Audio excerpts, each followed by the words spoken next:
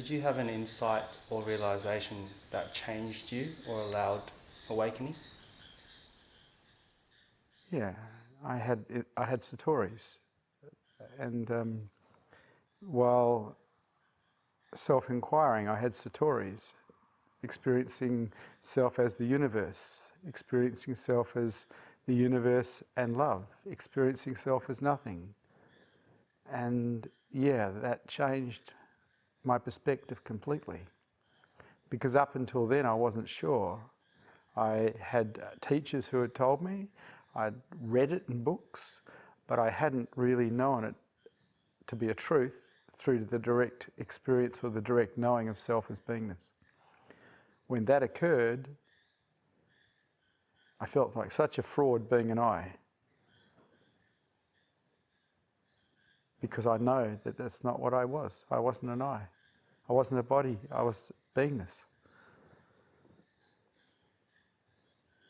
So that inspired me to do whatever it took to facilitate full awakening. And what did it take? Everything. A totality. Everything for truth and nothing for you. Heart has the same deal, everything for heart and nothing for you.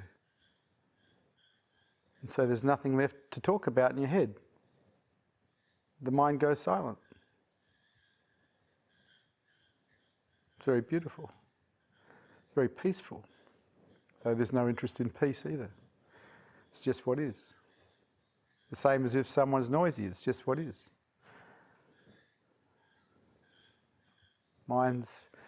The mind goes into a restful state.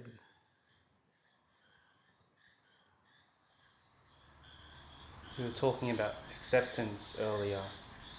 Is this restful state that you're talking about now different to that acceptance? Oh, a state and acceptance are two different things. Acceptance is something the mind kind of can start to practice. Most humans practice non-acceptance, and so they live to a certain degree constantly as resistance. The I itself is a form of resistance. And the cure or the antidote to that is non-resistance. Practicing let go, practicing acceptance, practicing openness. And as you practice that, the I starts to diminish, because in true full openness there is no I. In non-resistance there's practically no I. And so you're diminishing the obstacle that is in the way of higher consciousness, because the I keeps you locked in lower consciousness. It can't help it, it's a dream. Dreams aren't higher consciousness, they're lower consciousness. If you can be present without a dream, you're relatively high in consciousness. As a matter of fact, little kids up to about 5 are quite high in consciousness. But then they go to school, they learn how to live in their heads, and they actually drop back in consciousness level.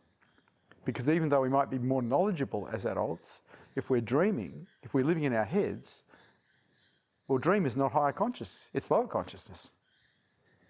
And so you go to an ashram or a monastery and they'll teach you how to get back to reality. They'll teach you how to get out of your head through the practice of mindfulness and meditation, to reclaim reality from the dream that you found yourself lost in. And then you become present to reality instead of present to dream.